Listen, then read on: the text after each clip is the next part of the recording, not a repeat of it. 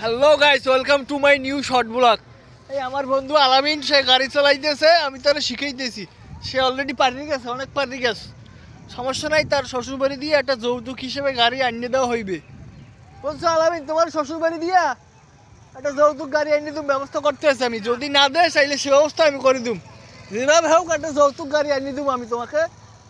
এই সবাই দেখুন, আলামিন বন্ধু সে কিন্তু খুব ভালো গাড়ি চালাইতেছে। আপনারা সবাই দোয়া করবেন আমার বন্ধু যেন তার শ্বশুরবাড়ি দিয়ে একটা যৌতুক হিসেবে একটা বাইক আনতে পারে, বুঝলেন? আর যদি না আনতে পারে, এর জন্য আমরা গণমিছিল করব, আন্দোলন করব, আর সাথে সাথে মনে করেন পদত্যাগ করব বিবাহ বন্ধনে আবদ্ধ দিয়ে।